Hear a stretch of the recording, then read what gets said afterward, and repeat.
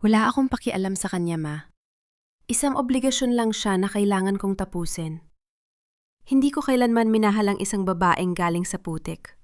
Ang mga salitang iyon na binigkas ni Waldorf sa loob ng marangyang suite ng hotel ay tila mga patalim na dumaan sa pandinig ni Winona.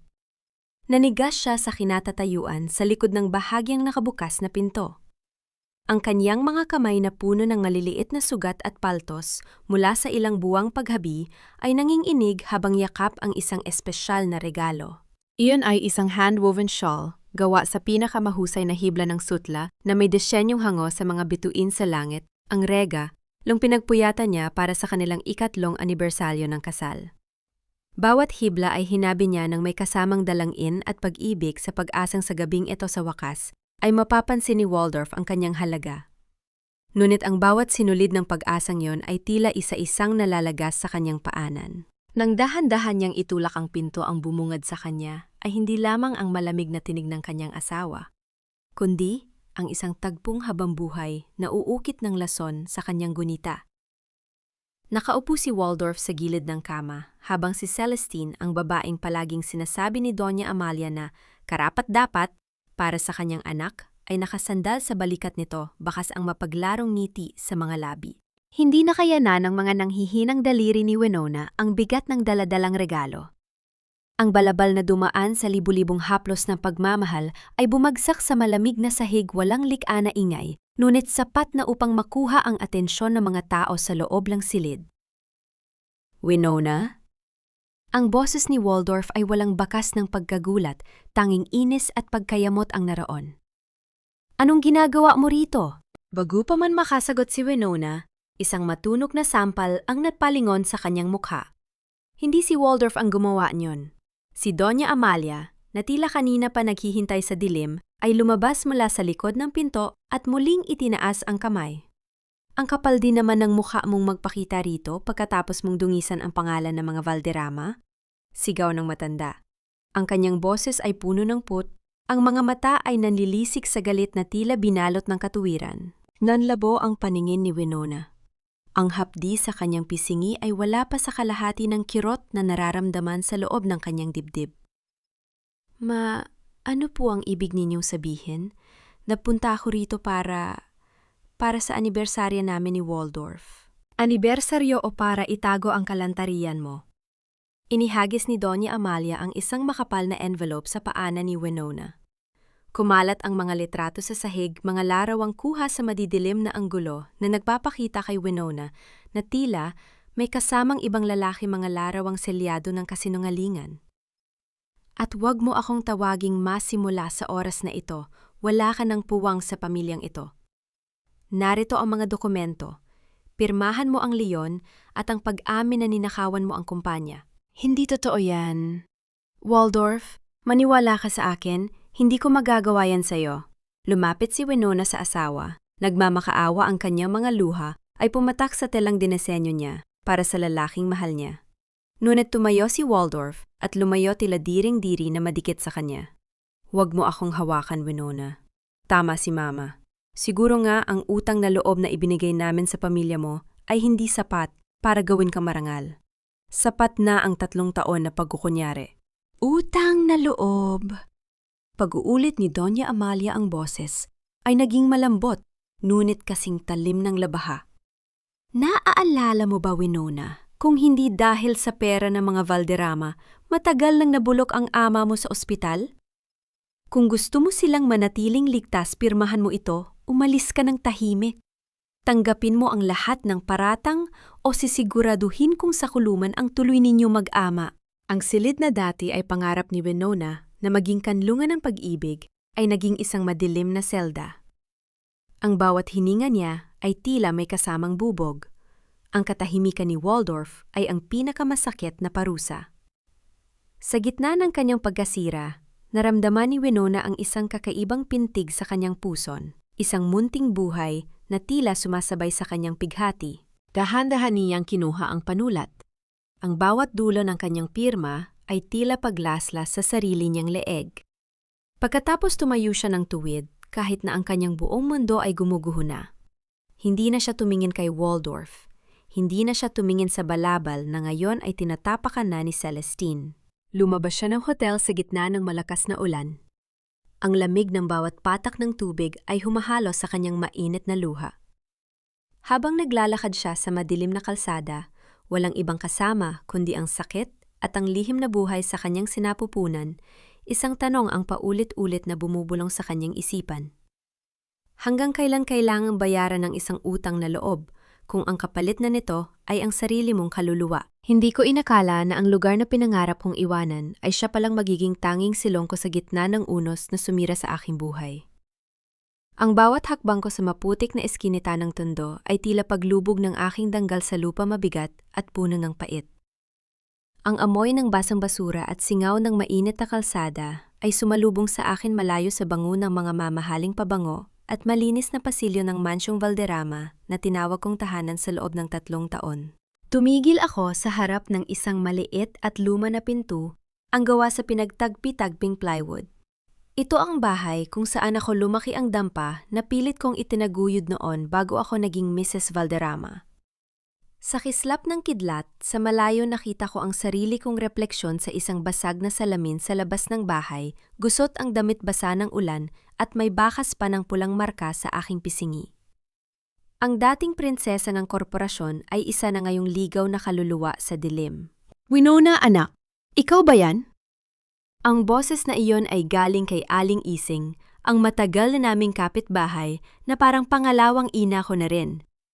Lumabas siya mula sa katabing barong-barong, may hawak na kupas na kumot. Nang makita niya ang aking kalagayan, agad siyang lumapit at niyakap ako ng mahigpit. Ang init ng kanyang yakap ay tila unti-unting tumutunaw sa yelo sa aking puso. Aling Ising? Iyon lang ang tanging salitang lumabas sa aking bibig bago ako tuluyang humagulgol sa kanyang balikat. Walang tanong, walang panghusga, tanging ang tunog lamang ng pagtulo ng ulan mula sa mga butas na yen o ang sumasabay sa aking mga hikbi. Dinala ako ni Aling Ising sa loob at pinaupo sa isang lumang bangko. Pinilit niya akong pakainin ng mainit na lugaw kahit na tila may nakabara sa aking lalamunan. Doon sa ilalim ng malamlam na ilaw ng isang bumbilya, tiningnan ko ang aking mga kamay. Wala na ang aking wedding ring. Naalala ko ang sandali bago ako lumisan sa hotel kung paano ko yun iniwan sa tabi ng nasirang balabal isang piraso ng ginto na wala ng halaga dahil ang pangakong dala nito ay naging abo na. Huwag kang mag-alala, anak. Nandito na ang tatay mo sa loob. Natutulog na siya matapos uminom ng huling piraso ng kanyang gamot. Bulong ni Aling Ising habang hinahaplos ang aking buhok. Ang balitang yon ay tila isang malamig na tubig na ibinuhos sa akin. Ang gamot ni tatay. Ang dahilan kung bakit ako naging alipin ng mga Valderrama. Nang sumunod na umaga ang sikat ng araw ay hindi nagdala ng liga, yakundi ang malupit na katotohanan ng kahirapan. Ang huling pera sa aking pitaka ay sapat lamang para sa isang araw na pagkain. Tiningnan ko ang aking huling kayamanan, isang maliit na gintong hikaw na bigay ng aking ina bago siya pumanaw. Ito na lang ang tanging koneksyon ko sa nakaraan na may halaga. Sa isang maliit na sanglaan sa kanto, ibinigay ko ang hikaw. Ang tunog ng pagbukas ng drawer ng kahera ay tila isang hatol. Sa bawat perang papel na natanggap ko, alam kong ibinibenta ko rin ang huling alaala ng aking dignidad. Ngunit kailangan kong mabuhay. Kailangan kong mabuhay para sa aking ama at para sa munting buhay na nagsisimulang humiling ng puwang sa loob ng aking katawan. Habang naglalakad ako, pabalik bitbit ang ilang piraso ng gamot at isang supot ng tinapay, naramdaman ko ang isang kakaibang pakiramdam. Ang aking batok ay tumindig. Lumingon ako, ngunit tanging ang mga bata lamang na naglalaro sa kanal at mga taong nagmamadaling pumasok sa trabaho ang aking nakita. Gayunpaman, sa likod ng isang post ng kuryente, may isang lalaking nakasuot ng itim na jacket at sombrero, ang tila nakatitig sa akin. Hindi siya taga rito. Ang kanyang tindig ay hindi kabilang sa alikabok ng tondo. Bilis-bilis akong naglakad. Ang aking puso ay tumitibok ng mabilis, hindi dahil sa pagod, kundi dahil sa takot. Sino ang naghahanap sa akin? Ang pamilya ba ni Waldorf ay hindi pa tapos sa kanilang pagpapahirap? O baka naman ang nakaraan ay Ayaw pa akong pakawalan. Pagpasok ko sa aming maliit na pintuan, agad ko itong nilock. Humilig ako sa dingding na kahoy, habol ang aking hininga. Sa gitna ng katahimikan, narinig ko ang mahinang ubo ng aking ama mula sa kabilang silid. Napahawak ako sa aking tiyan. Dito sa gitna ng hirap at panganib, kailangan kong maging matatag. Dahil kung susuko ako, wala nang matitira sa amin. Ngunit ang anino ng lalaki sa labas ay tila isang babala na ang aking kalayaan ay panandalian lamang. Isang pirasong tinapay na lamang ang natitira sa ibabaw ng hapag. Ngunit 2 buhay ang kailangang pakainin ng aking katawan. Tiningnan ko ang aking mga kamay na dati ay tila porselana sa loob ng mansyon. Ngayon, ay nagsisimula ng magaspang at mangitim ang mga kuko dahil sa paglalaba ng mga damit ng kapitbahay para lamang madagdagan ang pambili ng gamot ni tatay. Sa loob ng maliit na palikuran ang sikmura ko ay muling nag-alboruto. Hindi ito ang hapdi ng gutom, nasanay na ako. Ito ay isang malalim na pagbaligtad ng aking loob na tila pilit na inilalabas ang lahat ng pait na aking kinimkim. Napahawak ako sa malamig na pader na kahoy habang ang aking paningin ay nagdilim. Sa bawat pag-alo ng aking pagsusuka ang pangalan ni Waldorf, ang tila nakabara sa aking lalamunan isang lason na ayaw lumabas, isang alaala na pilit sumisira sa aking kasalukuyan. Winona, ayos ka lang ba rito kanina? Kapadig-e ng dig-e, ang nag-aalalang tinig ni Aling Ising mula sa labas. Dahan-dahan akong lumabas, pinupunasan ng aking bibig ng isang lumang panyo. Opo, Aling Ising, baka dahil lang po ito sa lamig ng hamog kaninang madaling araw habang naglalaba ako. Tinitigan ako ng matanda, ang kanyang mga mata ay puno ng karanasan at pangunawa. Lumapit siya sa akin at hinawakan ng aking pulso. Ang kanyang mga daliri ay tila may mahiwagang kakayahan na basahin ang lihim ng aking dugo. Pagkatapos ng ilang sandali, bumaba ang kanyang tingin sa aking tiyan na pilit kong itinatago sa ilalim ng maluwag na duster. Anak, hindi yan dahil sa hamog. Bulong niya, ang boses ay seryoso at puno ng kaba. Ilang buwan na ang nakalilipas mula nang huling dinalaw ka ng iyong buwan ng daloy. Nanigas ang aking buong pagkatao. Ang tanong na iyon ay tila isang kidlat na tumama sa gitna ng aking katinuan. 2 o baka 3 buwan na, sa gitna ng gulo, sa gitna ng mga sampal at bintang ng pamilya Valderrama, nakalimutan ko ang sarili kong katawan. Ang huling gabi namin ni Waldorf, bago ang trahedya sa hotel, ang gabing akala ko ay simula ng aming pag-aayos, yun pala ang gabi, kung kailan iniwan niya sa akin ang isang hiyas na hinding-hindi niya kailanman dapat makuha.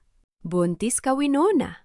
Ang kumpirmasyon ni Aling Ising ay tila isang hatol at biyaya ng magkasabay. Napaupo ako sa sahig, ang aking mga luha ay muling pumatak. Ngunit sa pagkakataong ito, hindi ito para sa sakit na dulot ni Waldorf. Ito ay para sa sanggol na nabubuo sa gitna ng aking pagkawasak. Isang anghel na walang malay na ang kanyang ama ay itinaboy ang kanyang ina na parang basura. Isang bata na ang tanging mamanahin ay ang kahirapan ng tundo at ang dungis ng isang maling paratang. Paano ko siya palalakihin, Aling Ising? Wala akong pera, wala akong danggal sa mata ng mundo. Ang aking hikbi ay tila nagpapakalog sa aming maliit na dampa. Meron kang danggal dahil alam ng Diyos na wala kang kasalanan, mariing sagot ni Aling Ising. At ang batang yan, siya ang magiging lakas mo. Huwag mong isiping pabigat siya. Siya ang dahilan kung bakit kailangan mong tumayo at lumaban. Sa sandaling yon, nagbago ang ihip ng hangin sa loob ng aking dibdib.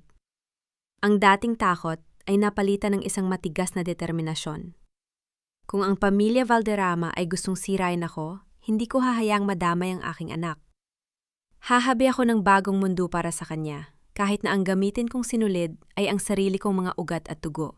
Ngunit, ang aking panata ay agad na nayanig nang marinig ang tunog ng isang sasakyang tumigil sa tapat ng aming pintuan. Ang ingay ng makina ay tila isang babala. Isang lalaking nakasuot ng barong ang bumaba may bitbit na isang itim na folder. Ang bawat hakbang niya sa aming hagdang gawa sa kawayan ay lumilika ng tunog na tila bawat isa ay isang paghampas sa aking kaba. Winona Valderrama. Tanong ng lalaki, ang boses ay malamig at walang emosyon. Dala ko ang sulat mula sa legal counsel ng pamilya Valderrama. Nanginginig ang aking kamay nang gapin ang sobre. Pagbukas ko ang mga salitang nakasulat sa Ingles ay tila mga tuka ng buitre na kumakain sa aking laman. Demand letter para sa pinsala sa reputasyon ng kumpanya at ang banta ng kasong sibil kung hindi ko ibabalik ang ninakaw kong pera, ang perang kailanman ay hindi ko naman nakita. At sa dulo, ang pinakamasakit na bahagi, isang babala na anuman ang aking pag-aari kabilang ang aking pangalan ay maaari nilang bawiin. Napahawak ako sa aking tiyan. Ang lihim sa aking sinapupunan ay hindi pa manais-isilang ay hinahabol na ng kamay ng mga mapang-api. Paano ko mapoprotektahan ang aking anak kung ang kalaban ko ay ang mga taong may hawak ng batas at yaman? Huwag mo nang sayangin ang laway mo sa pagbanggit ng pangalang iyon, Waldorf. Ang babaeng iyon ay isang masamang panaginip na dapat mo nang kalimutan. Ang boses ni Doña Amalia ay kasing talim ng bubog habang pumasok siya sa loob ng opisina ng kanyang anak. Natagpuan niya si Waldorf na nakatitig sa malawak na tanawin ng lungsod mula sa kanyang bintana habang hawak ang isang baso ng alak.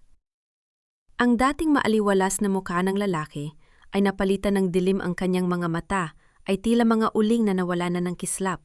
Hindi ko lang maintindihan, ma. Bulong ni Waldorf, ang boses ay paos at puno ng pagkalito. 3 taon. 3 taon nating siyang kasama. Paano niya nagawang magnakaw sa kumpanya at gawin yun sa mismong anibersaryo namin? Lumapit ang matanda sa kanyang anak at dahan-dahang hinaplos ang balikat nito. Ang bawat haplos ay tila isang dahan-dahang pagbaon ng kuko. Iyan ang hirap sa iyo, Waldorf. Masyado kang naging mabait. Pinulot natin siya sa putik dahil sa utang na loob natin sa tatay niya. Pero ang ahas, kahit anong gawin mong pag-aaru, gatutuklaw at tutuklaw pa rin yan pagdating ng panahon. Sa kabilang dulo ng silid, pumasok si Celestine na may dalang mga dokumento para sa kanilang darating na kasal. Ang kanyang bawat kilos ay puno ng pagkukunyari. Bawat ngiti ay tila isang maskara ng pagtatagumpay. Waldorf, darling, huwag mo nang isipin ang mga bagay na nakakasira ng mood mo. Look, kailangan na nating pirmahan ang listahan para sa caterer. Gusto ko ay ang pinakamahal at pinaka-eksklusibong pagkain para sa ating big day. Tumingin si Waldorf kay Celestine, ngunit wala siyang maramdamang anumang kislap. Ang tanging naroon ay ang imahe ni Winona na umiiyak sa gitna ng ulan sa labas ng hotel, isang imaheng pilit na binubura ng kanyang galit. Gawin mo ang gusto mo, Celestine. Wala akong pakialam sa party na yan. Huwag kang ganyan, anak, muling singit ni Doña Amalia. Kailangan nating ipakita sa buong mundo na ang mga Valderrama ay hindi natitinag ng isang hamak na manloloko. Ipakita natin sa lahat na mas karapat dapat si Celestine sa tabi mo. Hindi na nakayanan ni Waldorf ang bigat ng hangin sa loob ng opisina. Kinuha niya ang kanyang jacket at lumabas ng walang paalam. Ang tunog ng pagbukas at pagsasara ng pinto ay tila isang buntong hininga ng pagod. Nagmaneho siya ng walang patutunguhan, pilit na tinatakasan ng amoy ng pabango ni na Celestine at ng kanyang ina na tila sumasakal sa kanya. Napunta ang kanyang sasakyan sa isang mataong bahagi ng lungsod malapit sa isang lumang tiyangge. Marahil ay dahil sa pagnanais na makakita ng ibang mundo, bumaba siya at naglakad sa gitna ng siksika ng mga tao. Ang amoy ng usok, ang ingay ng mga nagtitinda at ang init ng araw ay tila mga sampal na gumigising sa kanya. Huminto siya sa harap ng isang maliit na stall na nagbebenta ng mga telang gawa sa kamay. Isang partikular na disenyo ang kumuha ng kanyang pansin. Iyon ay isang piraso ng tela na may disenyong hango sa mga bituin, isang disenyo na tanging isang tao lamang ang alam niyang gumagawa. Ang habi ng mga bituin, dahan-dahan niyang hinawakan ang tela. Ang bawat hibla, ang bawat dulo ng sinulid ay tila pamilyar sa kanyang mga daliri. Saan ninyo nakuha ang disenyong ito? Tanong niya sa tindera, ang kanyang boses ay nanginginig sa kaba. Yan po ba? Gawa po yan ng isang mahusay na manghahabi mula sa Tondo. Sabi nila bawat tahiraw po niyan ay may kasamang luha, kaya ganyan kaganda ang kislap. sagot ng tindera habang inaayos ang mga paninda. Nanlamig ang buong katawan ni Waldorf. Ang disenyong iyon ay ang mismong regal, ang dapat sana ay ibibigay ni Winona sa kanya noong gabi ng kanilang anibersaryo, ang regalong itinapon at tinapakan nila sa sahig ng hotel. Paano ito napunta sa isang mumurahing tindahan kung ang sabi ng kanyang ina ay ninakaw ni Winona ang milyon-milyong pera ng kumpanya? Kung talagang mayaman na si Winona mula sa pagnanakaw, bakit ang kanyang mga likha ay ibinebenta sa gitna ng alikabok at init ng tiyangge? Ang bawat hibla ng tela ay tila nagiging isang matalas na karayom na tumutusok sa konsensya ni Waldorf. Tiningnan niya ang kanyang paligid, umaasa na makikita ang pamilyar na anino ng babaeng kanyang itinaboy.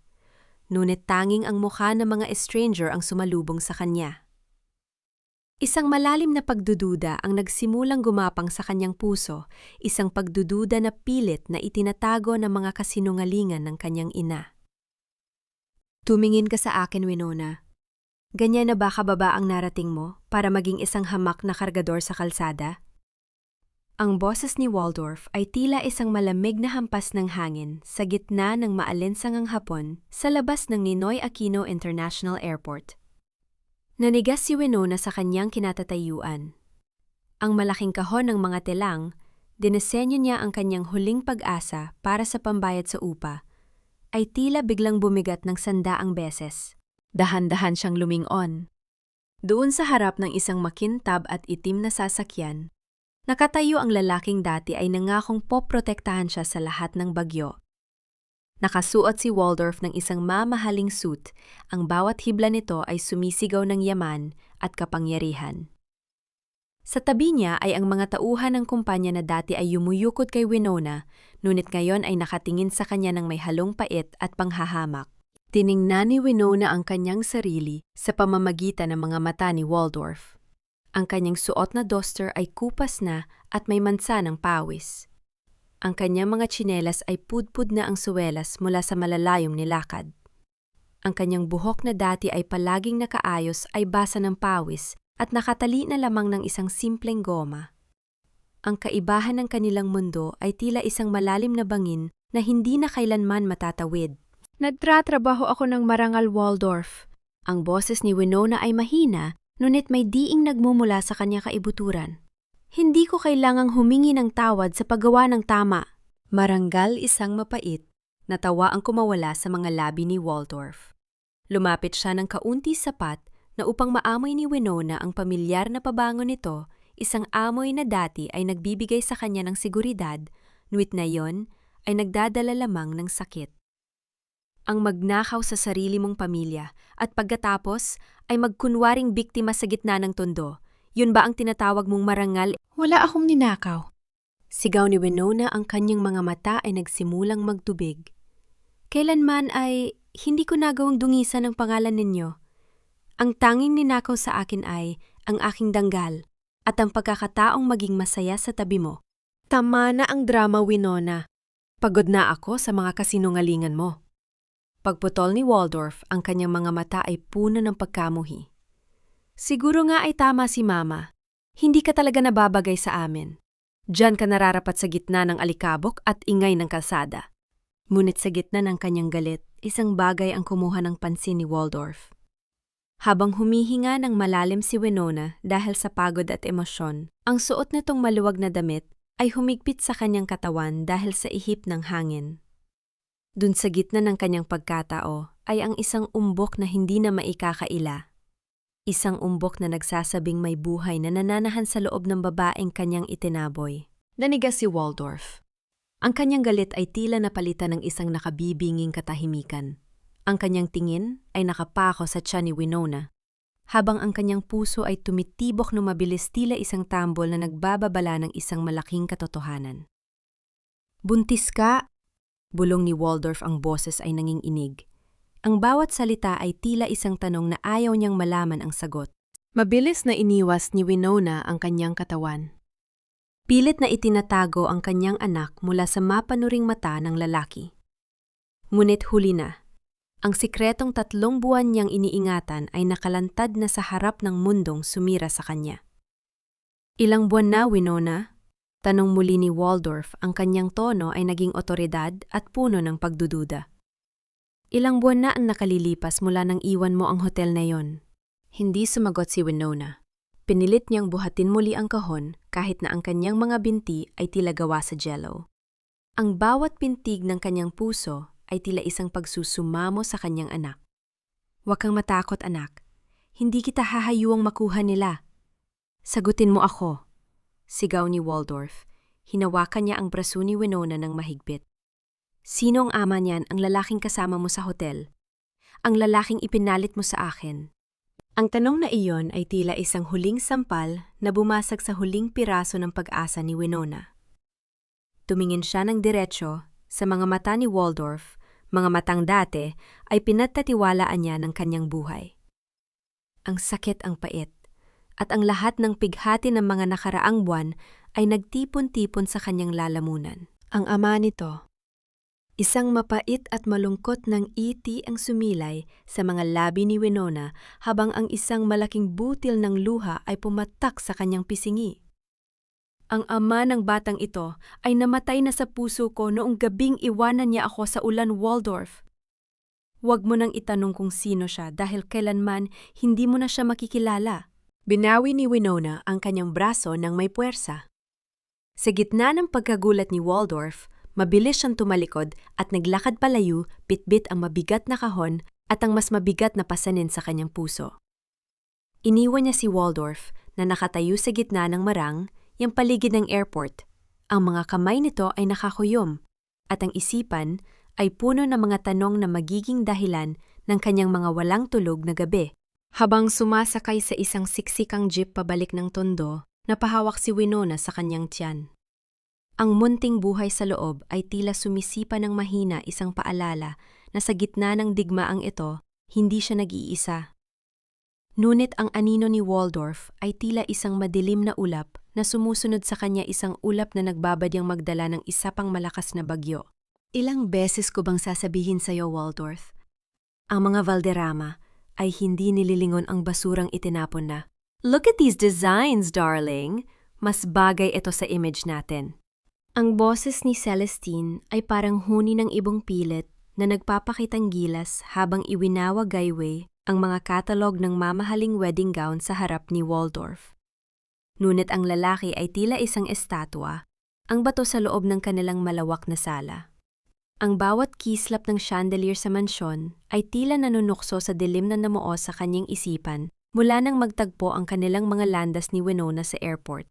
Mom, may itinatago ba kayo sa akin? Biglang tanong ni Waldorf. Binaliwala ang mga sinasabi ni Celestine. Tumingin siya ng matalim kay Doña Amalia na noon ay marang, yang nakaupo habang humihigop ng tsaa. Bahagyang natigilan ang matanda. Nungit mabilis ding bumalik ang kanyang mapagmalaking anyo. What are you talking about, Waldorf? Spend your energy on the merger, not on some nonsense questions. Nakita ko siya, ma. Nakita ko si Winona. Mariing dagdag ni Waldorf. At hindi siya mukhang babaeng nagpakasasa sa ninakaw na pera. She looked broken. And she's pregnant. Ang tunog ng pagtama ng tasa sa platito ay umalingaw-ngaw sa katahimikan ng silid. Bahagyang nanginig ang kamay ni Doña Amalia, ngunit ang kanyang mukha ay nanatiling kasing tigas ng marmol. Sa kabilang banda, si Celestine ay napasinghap, ang kanyang mga mata ay nanlaki sa halo-halong takot at pagkamuhi. Pregnant. Pag-uulit ni Celestine, ang boses ay naging matinis. Oh my God, Waldorf! Don't tell me naniniwala ka na sa'yo yan? For all we know, baka bumayan ang pakikipaglandian niya sa hotel noong gabing yon. Baka nga gagamitin niya lang ang batang yan para perahan ka muli. Stop it, Celestine! Sigaw ni Waldorf. Tumayo siya at mabilis na lumabas ng silid, hindi na kinaya ang lason na lumalabas sa bibig ng kanyang tinuturing na magiging asawa. Nang matiyak ni Doña Amalia, nawala na ang kanyang anak. Unti-unting nawala. Ang kunwari ay kalmado niyang anyo. Ang kanyang mga mata ay nag-apoy sa galit habang nakatingin sa kawalan. Kinuha niya ang kanyang cellphone at mabilis na nag-dial ng isang numero. Is it true? Tanong niya sa kabilang linya. Ang boses ay pabulong, ngunit puno ng banta. Buntis ang babaeng yon. Bakit hindi ninyo agad inireport sa akin? Nang makumpirma ang balita mula sa kanyang binabayarang espiya, lalong naging madilim ang anyo ng matanda. Para sa kanya, ang sanggol sa sinapupunan ni Winona ay hindi isang apo. Ito ay isang buhay na ebidensya ng kanyang mga kasalanan at isang malaking banta sa kayamanan ng mga Valderrama na matagal na niyang pinoprotektahan. Makinig kang mabuti, utos ni Doña Amalia habang si Celestine ay nakikinig ng maigi sa kanyang tabi. Hindi pwedeng magkaroon ng tagapagmana ang pamilyang ito mula sa isang dugong basura. Siguraduhin ninyong hindi sisikat ang araw na dala-dala pa rin niya ang batang yan. I don't care how you do it. Make it look like an accident, basta siguraduhin ninyong mawawala ang problemang yan. Isang malademon, yung ngiti ang sumilay sa mga labi ni Celestine habang naririnig ang utos ng matanda. Para sa kanya, ang pagkawala ng anak ni Winona ang huling hadlang upang tuluyan na niyang maangkin ang lahat si Waldorf, ang posisyon at ang bilyong-bilyong ari-ari ng pamilya. Don't worry, tita, bulong ni Celestine habang hinahaplos ang braso ng matanda. I have someone who can finish the job quickly. Sa tondo lang naman siya, di ba? Madaling maglaho ang mga tao sa lugar na yon, na parang bula. Habang ang dalawang babae ay nagpaplano ng isang madugong gabi, ang hangin sa loob ng mansyon ay tila naging kasing bigat ng isang libingan. Ang karangyaan ng paligid ay hindi na maitago ang baho ng bulok na moralidad ng mga taong naninirahan dito. Samantala sa isang malayong bahagi ng lungsod, isang itim na van ang dahan-dahang pumasok sa masisikip na kalsada ng tondo. Ang mga ilaw nito ay nakapatay tila isang mandaragit na naghahanap ng kanyang biktima sa ilalim ng kadiliman. Ang target nila ay isang maliit na dampa kung saan ang isang inang walang malay ay mahimbing na natutulog yakap ang pangarap ng isang bagong simula. Mamatay ka na kasama ng anak mong malas. Ang sigaw na iyon mula sa loob ng humahagibis na itim na sasakyan ay tila isang hatol ng kamatayan na bumasag sa katahimikan ng gabi sa tondo. Nanlaki ang mga mata ni Winona, habang ang nakasisilaw na ilaw ng van ay tila lalamunin na ang kanyang buong pagkatao. Nakatayo siya sa gitna ng kalsada, bit-bit ang huling gamot ng kanyang ama at ang kanyang mga binti ay tila naging semento sa tindi ng takot. Sa sandaling iyon, ang tanging naisip niya ay ang munting buhay sa kanyang sinapupunan, ang anghel na hindi pa man nasisilayan ang liwanag ay pilit na pinatitigil ang pagtibok ng puso. Ngunit bago pa man tumama ang bakal ng sasakyan sa kanyang marupok na katawan, isang pares ng matitigas na braso ang biglang yumakap sa kanya at humila sa kanya patungo sa gilid sa gitna ng mga nagtumbahang basurahan. Ang pag-irit ng mga gulong sa semento ay lumika ng isang nakabibinging tunog na tila, isang hiyaw ng demonyong nabigo sa kanyang biktima. Mabilis na humarurot palayo ang van, iniwan ng usok at ang amoy ng sunog na goma na humahalo sa alikabok ng kalsada. Miss, okay ka lang ba? Huwag kang pipikit, huminga ka ng malalim? Ang boses na iyon ay baritono puno ng awtoridad, ngunit may bahid ng matinding pag-aalala. Dahan-dahang idinilat ni Winona ang kanyang mga mata. Ang bumungad sa kanya ay ang mukha ng isang lalaki na may malalim na mga mata at malinis na anyo. Isang anyo na tila hindi nababagay sa madilim na sulok na iyon ng Maynila. Siya si Dr. Manuel, ang doktor na nagpapatakbo ng isang maliit na charity clinic sa dulo ng kalsada. Ang anak ko, ang tanging naibulalas ni Winona bago siya tuluyang mawala ng lakas. Ang kanyang kamay ay mahigpit na nakakapit sa kanyang tiyan. Tila ba yon ang tanging angkla niya sa mundo?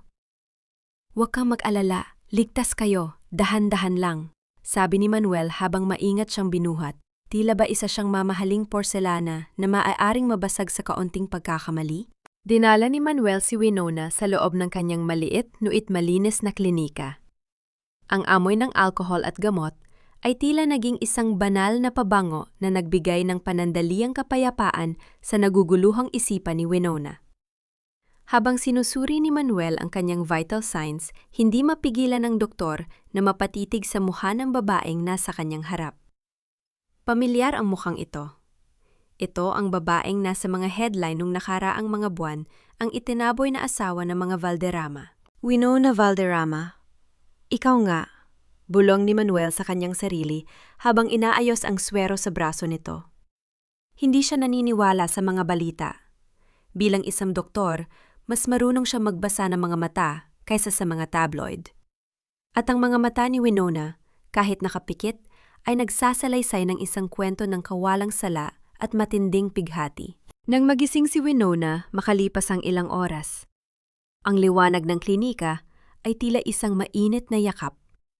Nakita niya si Manuel na nakaupo sa tabi ng isang computer, seryosong nagbabasa ng ilang mga file. "Doc, salamat po," mahinang sabi ni Winona. Lumapit si Manuel at numiti ng tapat isang ngiting walang halong panghusga.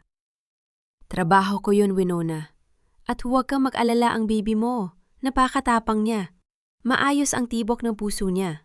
Gumalaw ang mga labi ni Winona sa isang pasasalamat na hindi mabigkas ng salita. Ngunit ang sumunod na sinabi ni Manuel ang tila nagpatigil sa takbo ng oras sa loob ng silid. "Winona, natingnan ko ang mga luma mong medical records mula sa ospital na pinagdalhan sa inyo noong gabi ng insidente sa hotel. Merong hindi tugma," sabi ni Manuel. Ang kanyang boses ay naging seryoso. "Ang toxicological report na inilabas sa media ay nagsasabing may nakuhang labis na dosis ng pampasigla sa katawan ni Waldorf. Ngunit sa raw data na nakita ko, ang substance na nakuha sa kanya ay hindi pampasigla, kundi isang uri ng malakas na pampatulog na may halong hallucinogen. Isang gamot na ginagamit para mawalan ng malay ang isang tao at maging sulod-sunuran." Nanlaki ang mga mata ni Winona. Ang kanyang puso ay nagsimulang tumibok ng mabilis. "Ibig ninyong sabihin, sinadya siyang patulugin na ang lahat na nakita ko ay isang palabas?" Tumango si Manuel. Ang kanyang tingin ay puno ng determinasyon. "Higit pa doon, Winona. May pirma ang isang head nurse sa report na yon na matagal nang nawawala. May nagmamanipula sa katotohanan mula pa noong simula. At ang mas nakapagtataka, ang gamot na yon ay tanging mga malalaking kumpanya lamang ang may access. Kumpanyang tulad ng sa mga Valderrama." Ang bawat salita ni Manuel ay tila isang piraso ng puzzle na unti-unting bumubuo sa isang nakapanging ilabot na larawan. Ang gabi ng anibersaryo ay hindi isang pagkakataon ng pagtataksil, kundi isang mas elang disenyo ng isang halimaw na handang pumatay ng kaluluwa para sa kapangyarihan. Ngunit habang nag-uusap ang dalawa sa labas ng klinika, ang anino ng itim na van ay muling lumetaw. Ang mga ilaw nito ay muling nakapatay, naghihintay sa tamang sandali upang tapusin ang sinimulan. Sa loob ng klinika, hawak ni Manuel ang isang folder na naglalaman ng ebiden yung maaaring magpabagsak sa isang kaharian. Ngunit ang tanong ay, aabutin ba sila ng bukas bago ito malaman ng mundo? Sunugin ang lahat, siguraduhing walang matitira kahit isang hibla ng basurang yan. Ang utos na iyon ay tila kulog na galing sa impyer, na bumasag sa payapang pag-ikot ng lumang makina ni Winona. Hindi pa man siya lubos na nakaka-recover mula sa nangyari sa klinika ni Dr. Manuel, pinilit niyang bumalik sa kanyang munting talyer sa tondo. Hawak niya ang isang pirasong puting tela, tinitahi ang maliliit na damit para sa kanyang anak. Ang tanging paraan niya upang hindi malunod sa takot. Ngunit ang bawat tahi ay tila pinutol ng marahas na pagpasok ng 4 na lalaking nakaitim. Ang kanilang mga muka ay tila mga maskara ng kalupitan. Hinablot ng isa sa mga lalaki ang talang hawak ni Winona. Sa isang iglap, ang munting pangarap na kanyang hinahabi ay pinunit sa harap ng kanyang mga mata. Ang tunog ng pagkapunit ng tela ay tila isang hiyaw ng isang naghihingalo, habang ang mga piraso nito ay naglaho sa hangin at bumagsak sa maruming sahig. "Huwag pakiusap, huwag ninyong sirain ang makina ko."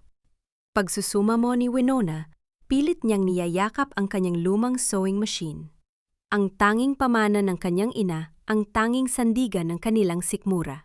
Ngunit, walang awa ang mga kamay ng kasamaan. Isang malakas na tadyak ang tumama sa paa ng makina dahilan upang tumumba ito at bumagsak sa semento. Ang pagkalatog ng bakal sa sahig ay umalingaw-ngaw sa buong dampa. Tila isang huling tibok ng puso na napatid. Hindi pa sila nakontento. Kinuha ng isa ang digas na kalan at itinapon ito sa tumpok ng mga nakatabing tela. Sa isang saglit, Ang apoy ay nagsimulang gumapang tila mga dila ng demonyo na nagugutom sa paninira. Winona, Diyos ko! Winona! Ang sigaw ni Aling Ising ay narinig mula sa labas. Hindi nag-atubili ang matanda. Bitbit ang isang balde ng tubig at ang kanyang matapang na kalooban, tumayo siya sa pagitan ni Winona at ng mga lalaki. Magsayalis kayo rito, mga hayop kayo. Wala silang ginagawang masama sa inyo. Sumunod na ang iba pang mga kapitbahay, mga kargador sa pier, mga tindera ng isda at mga kabataang tagatondo. Bitbit ang mga kahoy bato at ang kanilang pagkakaisa, hinarap nila ang mga goons na ipinadala mula sa Marang, yang mundo ng mga Valderrama. Ang tundo sa kabila ng dumi at hirap ay may isang batas na hindi mabibili ng pera ang pagtatanggol sa kauri. Umalis na kayo bago pa namin kayo hindi palabasin ng buhay sa eskinita na ito. Sigaw ng isang kargador habang iwinawagayway ang kanyang bakal na tubo. Dahil sa dami ng mga taong rumespond, napilitang umurong ang mga lalaki. Ngunit bago sila tuluyang tumakas isa sa kanila, ang lumingon kay Winona na noon ay nakaluhod sa tabi ng kanyang nasirang makina. Sabi ni Doña Amalia simula pa lang ito, hindi ka titigilan hanggat hindi mo ibinibigay ang hinihingi niya. Nang makaalis ang mga salot ang usok mula sa nasunog na tela, ay tila isang maitim na kumot na bumalot sa puso ni Winona. Ang bawat hibla ng kanyang pag-asa ay naging abo na. Tiningnan niya ang kanyang mga kamay maitim puno ng uling at nanginginig. Ang pait ng kawalang katarungan ay tila isang laso na dahan-dahang gumagapang sa kanyang mga ugat. Anak, ang baby ko. Bulong ni Winona. Naramdaman niya ang isang matalim na kirot sa kanyang puson, isang sakit na tila hinihiwa ang kanyang katinuan. Ang paligid ay nagsimulang umikot. Ang mga boses ng mga kapitbahay na tumutulong sa pag-apula ng apoy ay unti-unting naging malayo tila mga bulong mula sa ilalim ng tubig. Winona anak, lumaban ka! Ang huling narinig niyang tinig ni Aling Ising bago tuluyang magdilim ang lahat. Bumagsak ang katawan ni Winona sa gitna ng abo at nasirang pangarap. Sa gitna ng katahimikan ng kanyang pagkawala ng malay, isang katanungan ang naiwan sa hangin. Mababawi pa ba ang lahat kung ang huling sandigan ay gumuho na at? Sa pagbagsak ng katawan ni Winona, isang maliit na kwintas na may pendant na letrang W, isang lumang regalo ni Waldorf, ang malaglag mula sa kanyang bulsa dahan-dahang nabaon sa alikabok at abo. Huwag mong dungisan ng presensya mo ang lugar na ito, Waldorf. Hindi mo ba nakikita? Halos mamatay na ang babaeng itinapon ninyo sa basura. Ang boses ni Dr. Manuel ay kasing lamig ng hanging nanggagaling sa luma at maingay na electric fan sa loob ng klinika. Nakatayo si Waldorf sa gitna ng maliit na silid, ang kanyang mamahaling sapatos ay may bahid ng putik mula sa mga eskimita ng tondo. Tiningnan niya ang kama kung saan nakahiga si Winona maputla, may mga benda sa braso dahil sa mga paso mula sa apoy. At ang kanyang mga mata ay mahigpit na nakapikit na tila ayaw ng harapin ang mundo. Sa isang maliit na mesa sa tabi ng kama, nakita ni Waldorf ang isang mangkok ng malamig na lugaw at ang mga piraso ng tahiing damit na hindi natapos dahil sa paninira. Ang bawat detalye ng kahirapan sa paligid ay tila isang malakas na sampal sa kanyang pagkatao. Kung totoo ang sinasabi ng kanyang ina na ninakawan sila ni Winona ng milyon-milyon, bakit ito ang buhay na nadatnan niya? Bakit ang magnanakaw ay naghihingalo sa isang charity clinic sa halip na nagpapakasasa sa karangyaan? Paano? Paano siya nagkaganyan? Nauutal na tanong ni Waldorf. Ang kanyang kamay ay nanginginig habang pilit na inaabot ang malamig na kamay ni Winona, ngunit mabilis itong hinawi ni Manuel.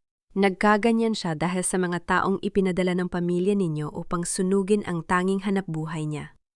Mariing sagot ni Manuel. Halos mawalan siya ng anak dahil sa stress at takot. Ang babaeng tinatawag ninyong traidor ay nagpapakamatay sa pagtatrabaho para lamang may maipambili ng gamot ng kanyang ama. Wala siyang pera, Waldorf. Ang tanging meron siya ay ang kanyang danggal at pilit ninyo pa rin kinukuha yon. Hindi nakapagsalita si Waldorf. Ang kanyang lalamunan ay tila punong-puno ng bubog. Tinitigan niya ang mga palad ni Winona magaspang puno ng kalyo mula sa paghabi at may mga sariwang sugat. Walang bakas ng isang babaeng nagpakasasa sa nakaw na yaman. Sa bawat segundo ng katahimikan, ang mga kasinungalingan ni Doña Amalia ay tila mga pader na dahan-dahang gumuho sa loob ng kanyang isipan. Umalis si Waldorf sa klinika na tila isang ligaw na kaluluwa. Ang bawat hakbang niya pabalik sa kanyang sasakyan ay puno ng pagdududa at pagsisisi. Ngunit ang tunay na kumpirmasyon ng kanyang mga hinala ay naghihintay sa kanya sa mismong loob ng kanyang sariling tahanan. Pagdating niya sa mansyon, madilim na ang buong paligid. Habang paakyat siya sa hagdan, narinig niya ang mga boses na nagmumula sa silid ni Doña Amalia. Bahagyang nakabukas ang pinto, at ang liwanag mula sa loob ay tila isang lason na tumatagas sa pasilyo. "Tita, huwag kang mag-alala. Ang mga bataan ko na ang bahala sa tondo. Sisiguraduhin nilang hindi na muling makakatayo ang babaeng yon." Ang boses ni Celestine ay puno ng kagalakan. Tila isang tagumpay ang bawat salitang lumalabas sa kanyang bibig. "Siguraduhin mo lang, Celestine," sagot ni Doña Amalia. Ang boses ay malamig at walang bahid ng pagsisisi. "Hindi naging madali ang pag-aayos natin sa hotel ng gabing yon. Malaki ang ibinayad ko sa manager ng hotel at sa peking witness para lang mapaniwala si Waldorf na nagtataksil ang babaeng yon. Hindi ko hahayaang masira ang lahat dahil lang sa isang bata." Nanigas si Waldorf sa likod ng pinto. Ang bawat salita ay tila isang bala na tumatago sa kanyang puso. Ang hotel, ang testigo, ang lahat ng sakit na idinuot niya kay Winona ay bahagi lamang ng isang madugong laro ng kanyang sariling ina. Ang babaeng pinagkatiwalaan niya, ang babaeng itinuring niyang gabay, ang siya palang pumatay sa kanyang kaligayahan. Dapat lang na mawala ang batang iyon. Dagdag pa ni Celestine habang humihaghik. Isang malaking bonus na ang mismong asawa niya ang nagtaboy sa kanya sa ulan. Waldorf is so easy to manipulate when it comes to his ego. Ang galit na naramdaman ni Waldorf ay higit pa sa anumang apoy na sumunog sa talyer ni Winona. Ang kanyang mga kamao ay nakakuyom hanggang sa bumaon ang kanyang mga kuko sa kanyang palad. Ngunit sa halip na sumigaw at sumugod, nanatili siyang tahimik sa dilim. Isang nakapanging ilabot na katahimikan ang bumalot sa kanya, isang katahimikan na naghuhudyat ng isang malaking pagsabog. Sa ilalim ng malabong ilaw ng pasilyo, ang mga luha ni Waldorf ay pumatak, hindi dahil sa lungkot, kundi dahil sa matinding pagkamuhi sa kanyang sarili. Paano niya nagawang maging bulag? Paano niya nagawang saktan ang tanging babaeng tunay na nagmahal sa kanya?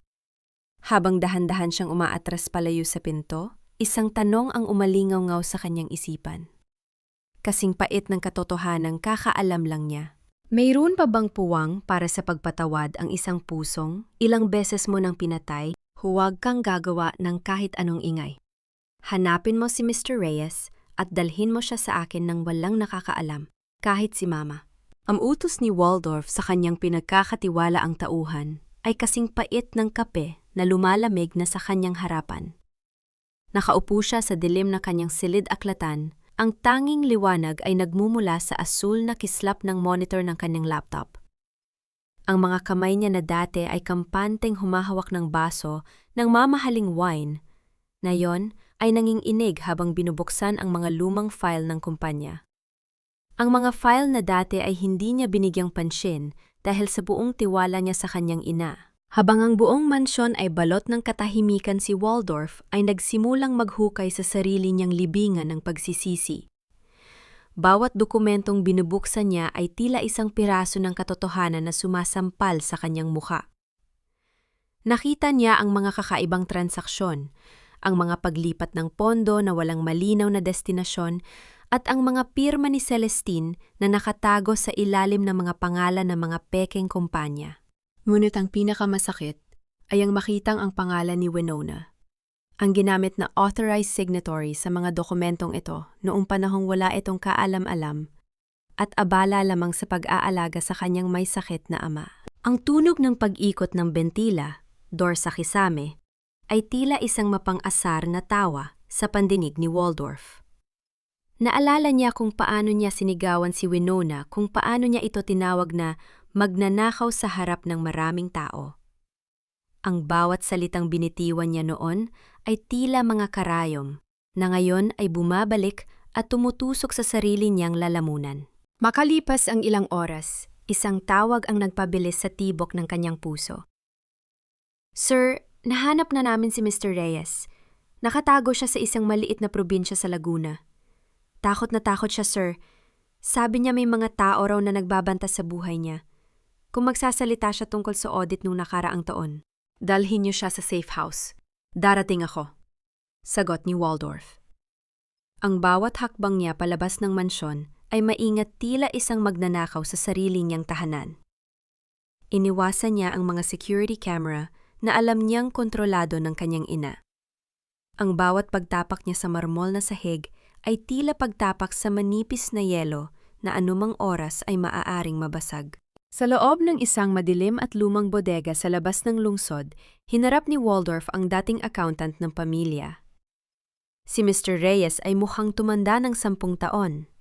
Ang kanyang mga mata ay malalim at ang kanyang katawan ay payat na payat. Sa sandaling makita niya si Waldorf ang takot sa kanyang mukha, ay napalitan ng isang desperadong pagnanais na linisin ang kanyang konsensya. Sir Waldorf, patawarin niyo ako.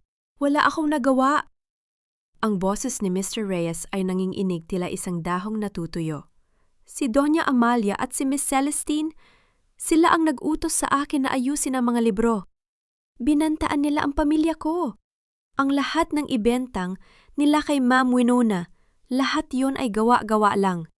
Si Miss Celestine ang tunay na kumuha ng pera para bayaran ang mga utang na pamilya niya sa sugal. Ang pagami na yon ay tila isang malakas na pagsabog sa pandinig ni Waldorf. Napahawak siya sa pader upang hindi matumba.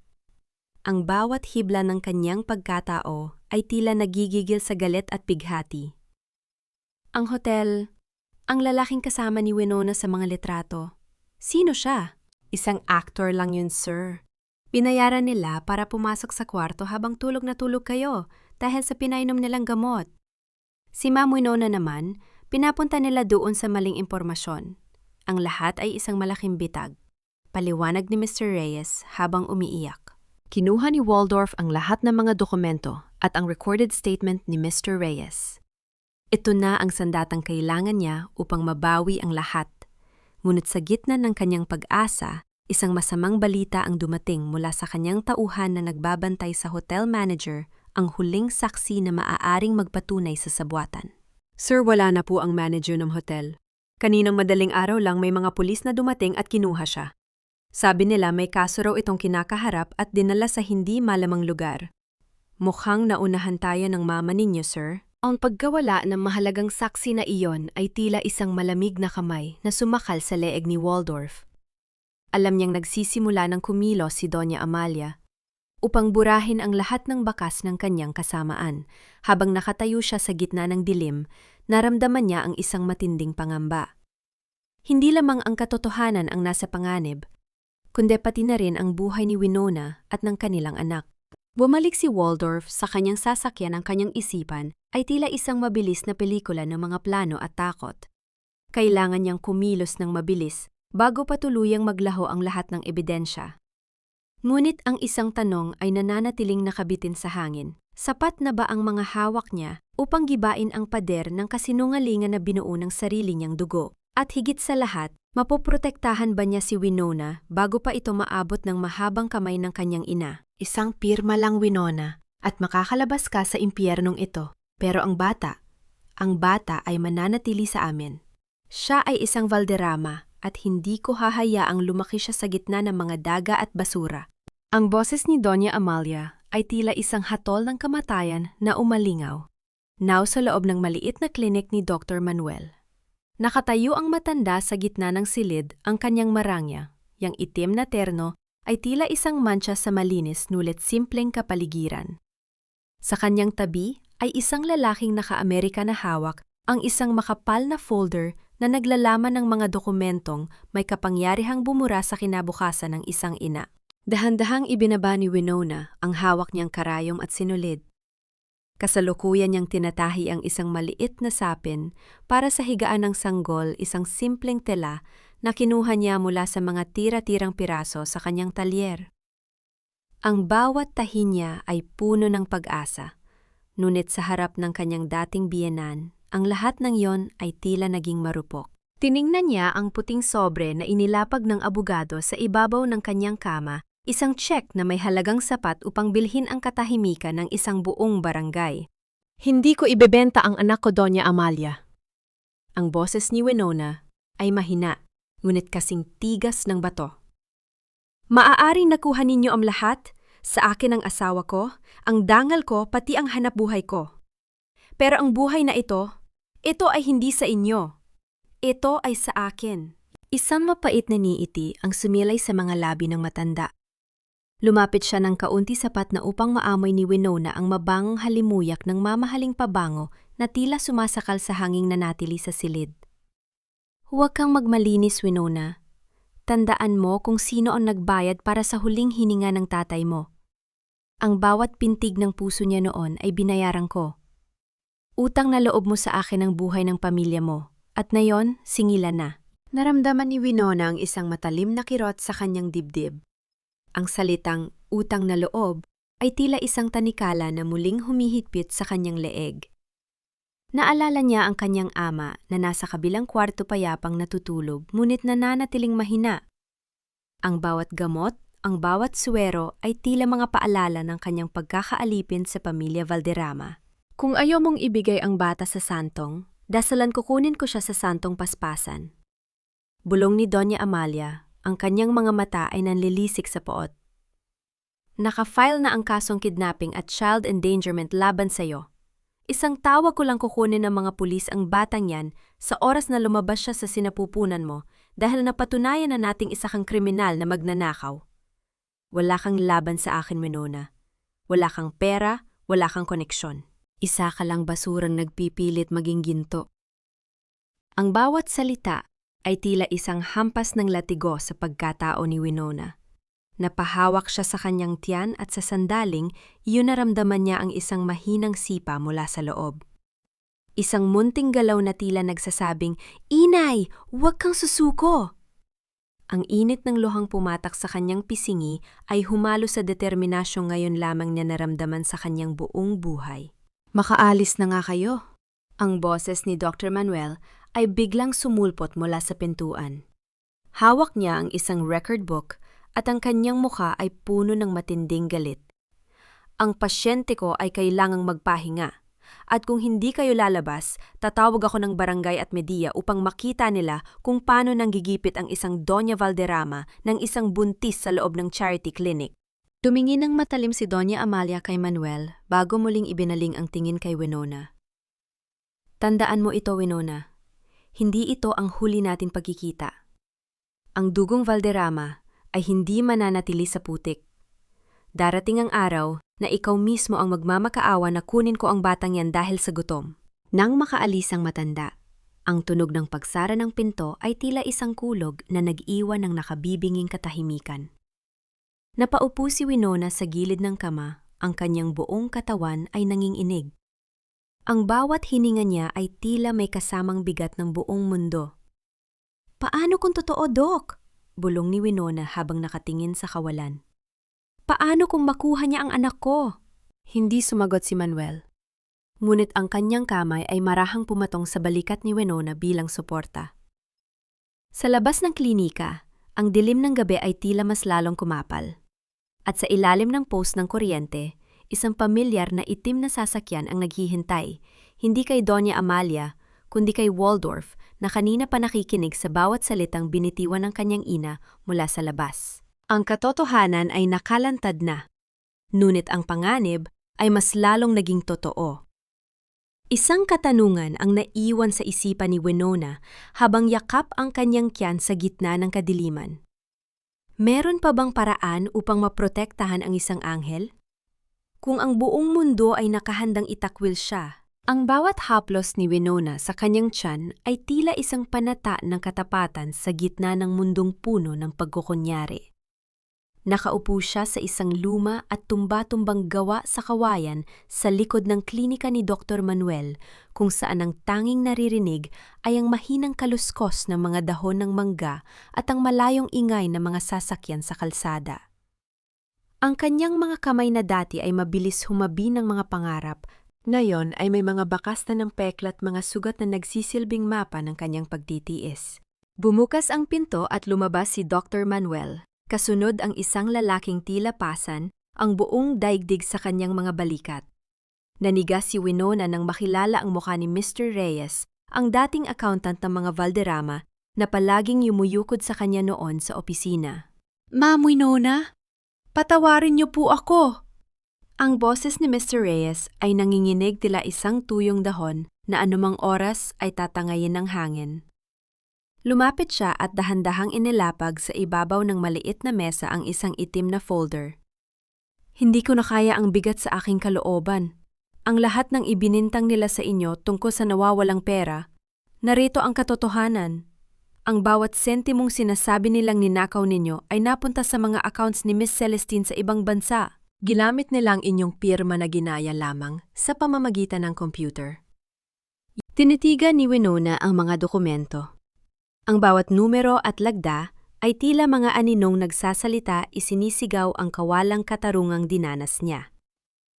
Bakit na yan lang, Mr. Reyes? Bakit hinayaan ninyong mabulok ako sa hinala ng lahat? Dahil takot ako, ma'am. Umiiyak na sagot ng matanda. Pero nalaman ko ang ginawa nila sa talyer ninyo. Nalaman ko ang tangkang pagpatay sa inyo. Hindi na ito usapin ng pera. Usapin na ito ng buhay. Narito rin ang mga kopya ng orihinal na toxicological report ni Sir Waldorf. Pinatutunayan nito na siya ay biktima ng sabwata at hindi ng inyong kapabayaan. Hinawakan ni Dr. Manuel ang balikat ni Winona. Winona, sa susunod na linggo ay ang ika-50 anibersaryo ng Valderrama Corporation. Iyon ang pinakamalaking pagtitipon ng mga negosyante at media sa bansa. Iyon ang pagkakataon nating ilabas ang lahat ng ito. Hindi na tayo pwedeng magtago. Ang mga sugat mo, kailangan na nating gamitin ang mga ito bilang sandata. Nag-alilangan si Winona. Naalala niya ang mukha ni Doña Amalia at ang banta nito tungkol sa kanyang anak. Paano ang kaligtasan ng pamilya ko ang anak ko? Huwag kang mag-alala, bulong ni Manuel. May mga kaibigan ako sa media na handang sumuporta at higit sa lahat, ang katotohanan ang magsisilbing kalasag mo. Hindi sila pwedeng gumalaw sa harap ng maraming tao. Habang nagpaplano ang tatlo sa ilalim ng malamlam na ilaw, isang matandang cellphone ang kinuha ni Aling Ising mula sa kanyang bulsa at ibinigay kay Winona. Anak, bago bawian ng buhay ang tatay mo noong nakaraang gabi habang nasa ospital ka, may iniwan siyang video sa telpo. Noko, sabi niya ibigay ko lang ito sa'yo kapag handa ka na. Nanginginig ang mga daliri ni Winona habang binubuksan ang file. Lumitaw sa screen ang muka ng kanyang ama payat mahina, ngunit ang mga mata ay puno ng liwanag at pagmamahal. Winona, anak. Ang boses ng ama ay tila isang bulong mula sa kabilang buhay. Huwag kang maging alipin ng utang na loob. Ang perang ibinayad ng mga Valderrama sa ospital ko. Hindi yon utang. Yun ay kabayaran sa mga lupain ng pamilya natin na kinuha ng kanilang kumpanya nang walang pasabi sa probinsya noong bata ka pa. Nalaman ko ito bago ako magkasakit, pero tinakot nila ako. Anak, malaya ka. Wala kang utang sa kanila. Ang tanging utang mo ay sa sarili mo at sa anak mo ang maging masaya at tumayo ng may danggal. Lumaban ka, anak. Kasama mo ako sa bawat tahi ng iyong buhay. Napahulgol si Winona habang yakap ang cellphone. Ang utang na loob na nagsilbing tanikala niya sa loob ng maraming taon ay naputol sa isang iglap. Ang bawat hapdi ng sampal ni Doña Amalia, ang bawat pait ng pagtalikod ni Waldorf at ang bawat abo ng kanyang talyer ay nagtipon-tipon upang maging isang naglalagablab na apoy sa kanyang puso. Tumayo siya ng tuwid ang kanyang paningin ay nakatitig sa dilim ng gabi. Ngunit sa pagkakataong ito, hindi na siya natatakot. Ang habi ng mga bituin ay hindi lamang para sa mga tela. Habahabiin niya ang katapusan ng kaharian ng mga Valderrama. Ngunit sa gitna ng kanyang determinasyon, hindi niya alam na sa labas ng bakod ng klinika, isang pares ng mga mata ang nakamasid. Isang tauhan ni Celestine ang nakakita sa pakikipag-usap ni Mr. Reyes kay Winona. Mabilis itong nag-dial sa kanyang telepon. No? Madam, narito ang accountant. kasama ang babae. May mga hawak silang dokumento. Ang bao ay nagsisimula pa lamang mabuo. Isang linggo bago ang malaking gabi ang metsa ay sinindihan na. Ang tanging tanong ay, sino ang unang masusunog sa apoy ng katotohanan? Ang bawat kislap ng mga dambuhalang chandelier sa loob ng Grand Ballroom ay tila nanunuya sa dilim na pilit itinatago ng pamilya Valderrama. Ang amoy ng libu-libong sariwang liryu ay humahalo sa halimuyak ng pinakamahal na alak lumilika ng isang atmosfera ng kapangyarihan at karangyaan na tanging ang mga nasa itaas lamang ng lipunan ang nakakalanghap.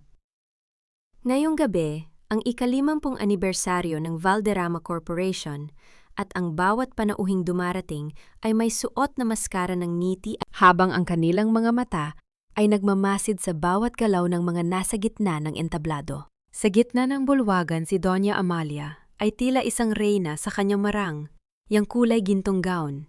Ang kanyang bawat tawa ay kasing tunog ng mga basong kristal na nagtatamaan pinungunit walang init. Sa tabi niya si Celestine ay kumikinang sa kanyang puting gown na puno ng mga diamante. Ang kanyang kamay ay mahigpit na nakakapit sa braso ni Waldorf na tila ba isa itong tropeo na ayaw niyang pakawalan. Ngunit si Waldorf ay tila isang anino lamang sa sarili niyang piging. Ang kanyang mga mata ay palaging nakatuon sa pinto na may hinihintay na hindi dumarating. Smile, Waldorf, ang buong mundo ay nakatingin sa atin. Bulong ni Celestine, ang kanyang boses ay may bahid ng babala sa likod ng kanyang matamis na ngiti. Huwag mong sirain ang gabi nating ito dahil sa mga iniisip mong walang kwenta. Hindi sumagot si Waldorf. Ang tanging nararamdaman niya ay ang bigat ng folder na itinatago niya sa kanyang isipan ang katotohanang handa ng sumabog. Ngunit bago pa man siya makakilos ang mga dambuhalang pintuan ng ballroom ay biglang bumukas ng malawak.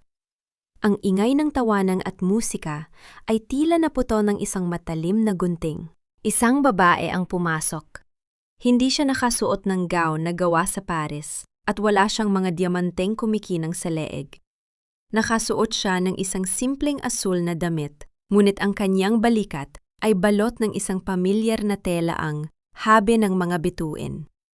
Ang bawat tahi ng telang iyon ay tila kumikinang sa ilalim ng mga ilaw, naglalabas ng isang liwanag na mas matapang kaysa sa anumang alahas sa loob ng silid. Si Winona iyon. Ang kanyang bawat hakbang sa ibabaw ng pulang karpet ay may bigat ng katarungan.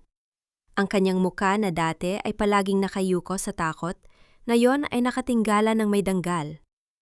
Kasunod niya si Dr. Manuel na nakasuot ng simpleng barong. Ang kanyang presensya ay tila isang matibay na pader na nagpoprektas sa babaeng nasa kanyang harap. Ang mga bulungan ay tila mabilis na kumalat sa buong bulwagan kasing bilis ng apoy sa tuyong damo. Yan ba ang asawa ni Waldorf, ang magnanakaw? Bakit siya narito? Ang kapal ng mukha niya magpakita, nanigas si Doña Amalia sa kanyang kinatatayuan.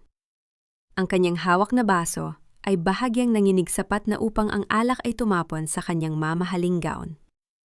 Si Celestine naman ay tila nakakita ng multo, ang kanyang mukha ay nawalan ng kulay sa ilalim ng makapal na makeup. Ngunit si Waldorf, ang kanyang puso ay tila tumigil sa pagtibok. Ang babaeng nasa harap niya ay hindi ang Winona na itinaboy niya sa ulan. Ito ay isang babaeng may taglay na apoy ng pag-asa. Security palabasin ang babae niyan. Ang matinis na sigaw ni Doña Amalia ay bumasag sa katahimikan. Wala kang karapatang tapakan ang sahig na ito. Winona, isa kang kriminal. Ngunit hindi natindag si Winona. Huminto siya sa gitna ng ballroom, ang kanyang tingin ay diretsyo sa mga mata ng kanyang dating biyenan. Naparito ako hindi bilang isang biktima, Doña Amalia. Naparito ako bilang isang saksi sa katotohanan na matagal na ninyong pilit ibinabaon sa ilalim ng inyong mga yaman. Lumapit si Waldorf, ang kanyang boses ay paos. Winona, anong ginagawa mo rito? Mapapahama ka. Tumingin si Winona kay Waldorf at sa unang pagkakataon, walang galit sa kanyang mga mata, tanging isang malalim na pagkahabag para sa lalaking naging bulag sa sarili niyang pamilya. Narito ako para tapusin ang habi na sinimulan ninyo, Waldorf. Ang bawat sinulid ng kasinungalingan ay puputulin ko na ngayong gabi. Bago pa man makakilos ang mga security guard, Mabilis na umakyat si Waldorf sa entablado. Kinuha niya ang mikropono mula sa podium. Ang kanyang mukha ay puno ng isang determinash, yung ngayon lang nakita ng lahat. Ang kaba sa buong silid ay tila kasing bigat ng isang paparating na bagyo. Ladies and gentlemen, ang boses ni Waldorf ay umalingaw na sa bawat sulok ng ballroom. Bago tayo magpatuloy sa selebrasyon, meron akong isang napakahalagang anunsyo na kailangang gawin tungkol sa hinaharap ng pamilya Valderrama at sa aking kasal kay Celestine. Huminto si Waldorf at tiningnan ang kanyang ina pagkatapos ay kay Celestine at huli kay Winona na nakatayo sa gitna ng mga tao mapanghusga. Ang kanyang kamay ay mahigpit na nakahawak sa mikropono habang ang pawis ay dahan-dahan gumugulong sa kanyang sentido. Sa sandaling iyon ang kapalaran ng lahat ay nakabitin sa susunod niyang sasabihin. Ang kasal na matagal ninyong hinihintay? Ang panimula ni Waldorf habang ang bawat tao sa silid ay tila hindi humihinga sa sobrang pananabik. Ang kasal na matagal ninyong hinihintay ay hindi na matutuloy. Dahil ang babaeng dapat ay nasa tabi ko ngayon ay hindi ang babaeng karapat-dapat sa aking pangalan, kundi ang babaeng nasa likod ng pinakamalaking panlililang sa kasaysayan ng pamilyang ito. Ang boses ni Waldorf ay niyanig ang bawat sulok ng ballroom. Isang nakabibinging katahimikan ang bumalot sa bulwagan, tila ba lahat ay natatakot na huminga at baka makaligtaan ang susunod na mangyayari. Ang mga flash ng kamera ay nagmistulang mga kidlat na tumatama sa mukha ni Celestine, na ngayon ay tila isang bangkay sa puti niyang gown. Waldorf, ano ang pinagsasabi mo? Nababaliw ka na ba? Ang sigaw ni Doña Amalia ay puno ng desperasyon. Pilit niyang inaagaw ang mikropono. Ngunit mabilis na humarang ang dalawang lalaking naka-American, ang mga espesyal na ahente ng NBI na kanina pa nakahalo sa mga bisita. Sa isang iglap ang dambuhalang screen sa likod ng entablado na dapat ay magpapakita ng mga romantikong larawan ni na Waldorf at Celestine ay nagbago. Lumitaw doon ang mga bank statement, ang mga peking pirma ni Winona na itinapat sa mga orihinal na dokumento at ang mga CCTV footage ng hotel manager na tumatanggap ng isang makapal na envelope mula sa mga tauhan ni Doña Amalia. Narito ang katotohanan. Patuloy ni Waldorf ang kanyang bose ay nanginginig sa matinding pait. Ang asawa ko, ang babaeng itinaboy ko sa ulan, ay biktima ng isang maruming laro. At ang mga arkitekto ng kasamaang ito ay ang sarili kong ina at ang babaeng balak ko sanang pakasalan. Kasunod nito ay ang pag-alingawaw ng isang audio recording sa buong sound system. Ang boses ni Celestine at Doña Amalia na nagpaplano kung paano lilinisin si Winona at ang bata sa sinapupunan nito ay tila isang lason na kumalat sa pandinig ng lahat ng mga elitistang panauhin.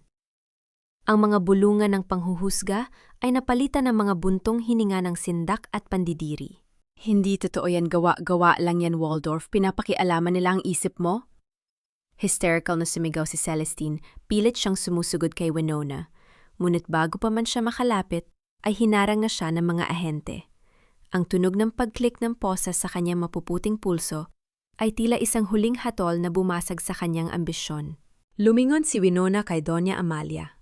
Ang matanda ay nakahawak sa kanyang dibdib, ang kanyang mukha ay naging kasing puti ng papel at ang kanyang mga labi ay nanginginig.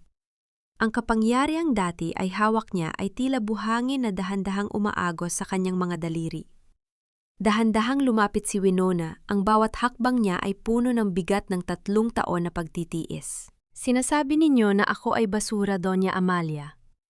Ang boses ni Winona ay mahinahon, ngunit kasing talim ng espada. Pero tingnan ninyo ang paligid ninyo. Ang karangyaan ninyo ay nakatayo sa mga bangkay ng katotohanan. Ang sampal na ibinigay ninyo sa akin sa hotel ay hindi masakit kumpara sa sampal ng katotohanan na ngayon ay humahampas sa inyong pagkatao. Hindi na nakasagot ang matanda. Ang kanyang mga mata ay nanlaki ang isang panig ng kanyang muka, ay tila biglang bumagsak at ang kanyang kamay ay nawala ng kontrol. Ang pagkabasag ng kristal na baso sa kanyang kamay ng ito ay bumagsak sa sahig, ay tila ang huling hudyat ng pagtatapos ng kanyang paghahari. Bago pa man siya tuluyang bumagsak sa carpeted na sahig, sinalo siya ng mga staff, ngunit ang kanyang paningin ay nanatiling nakapako kay Winona isang tingin na puno ng takot at huling pagkilala sa babaeng binaliwala niya. Dahil sa panloloko at pagnanakaw sa pondo ng kumpanya, arestado kayo, Miss Celestine. Ang malamig na tinig ng ahente ay nagtapos sa gulo. Habang hinihila, palabas si Celestine na nagsisigaw at nagmamakaawa at habang isinusugod sa ospital, ang nawalan ng malay na si Doña Amalia, naiwan si Winona sa gitna ng entablado. Tumingin siya kay Waldorf. Ang lalaki ay nakaluhod sa kanyang harapan. Ang kanyang mga luha ay bumabasa sa mamahaling carpet. Winona, patawarin mo ako. Patawarin mo ako. Ang tanging nausal ni Waldorf sa gitna ng kanyang paghagulgol.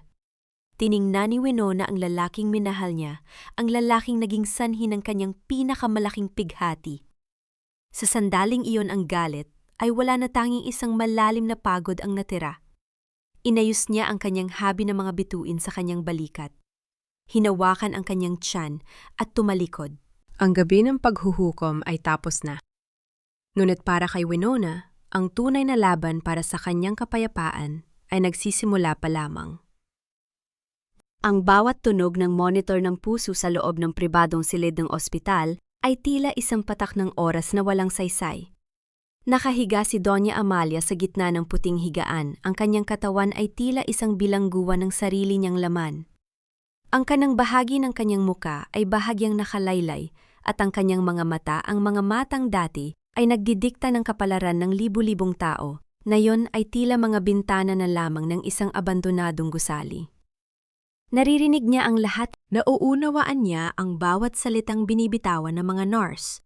Ngunit ang kanyang dila ay tila naging isang mabigat na bato na ayaw ng kumibo.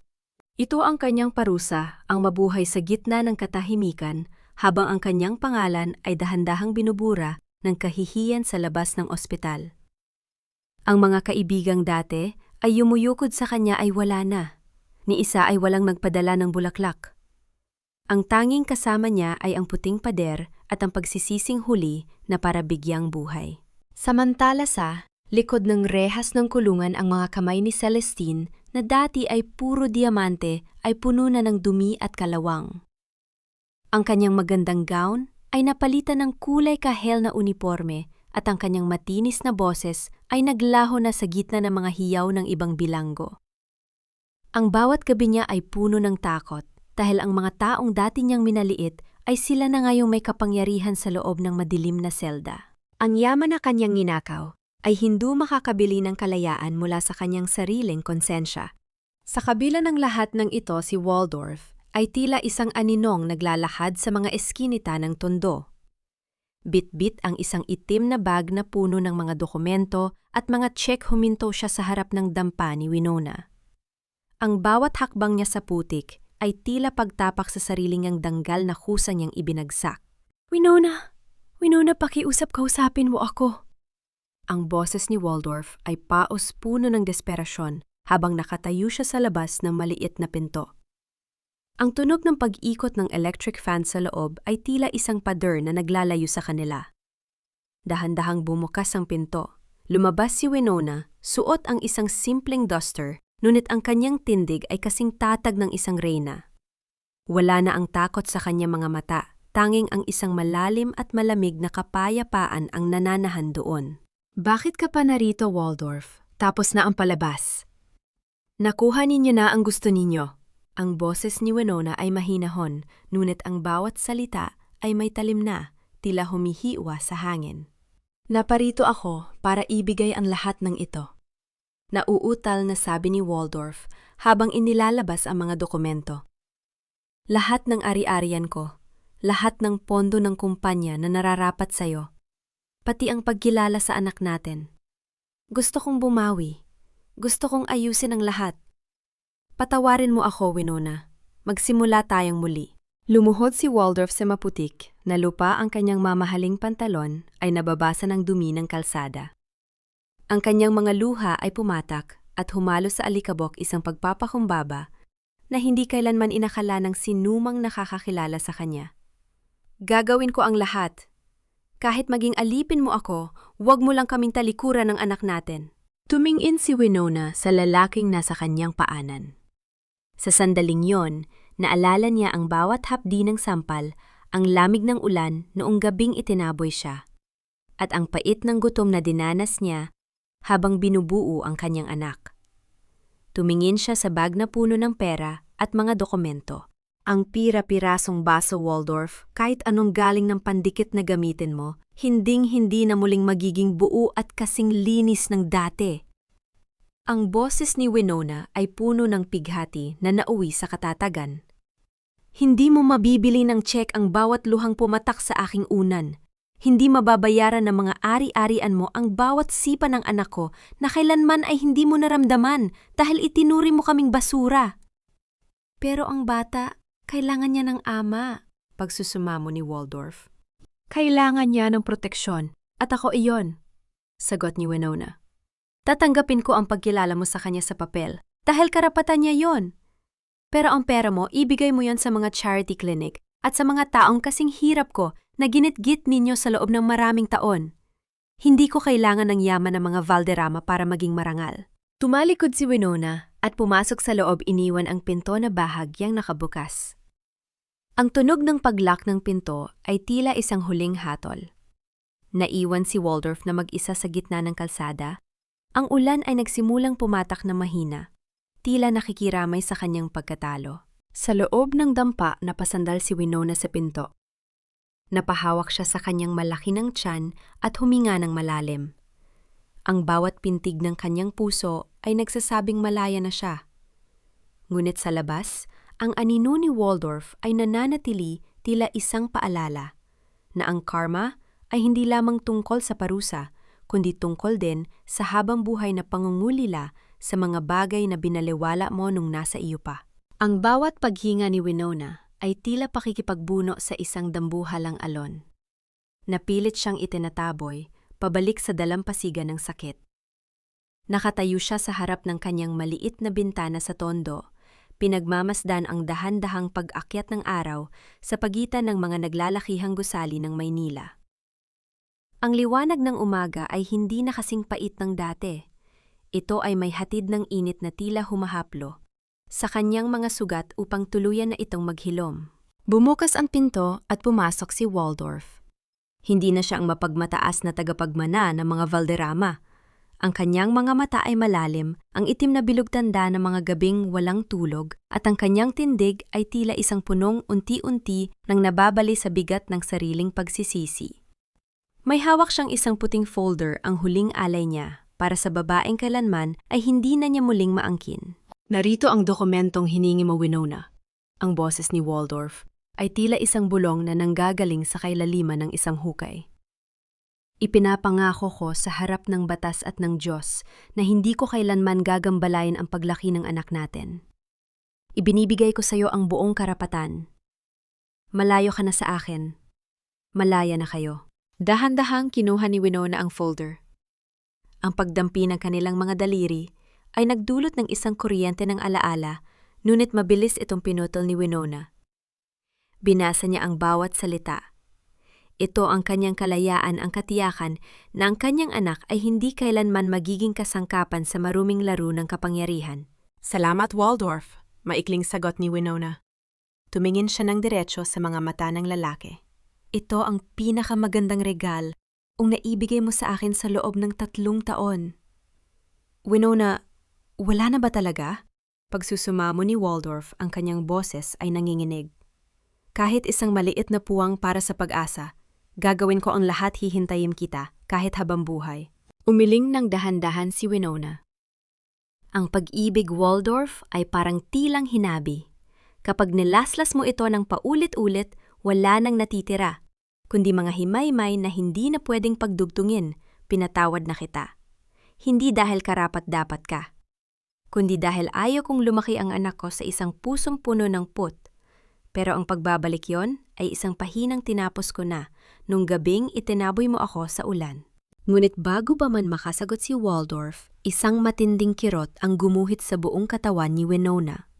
Napahawak siya sa gilid ng mesa, ang kanyang mga kuko ay bumaon sa kahoy habang ang kanyang muka ay namutla. Ang munting buhay sa loob niya ay tila nagpasyang panahon na upang harapin ang mundo. Winona? Sigaw ni Waldorf.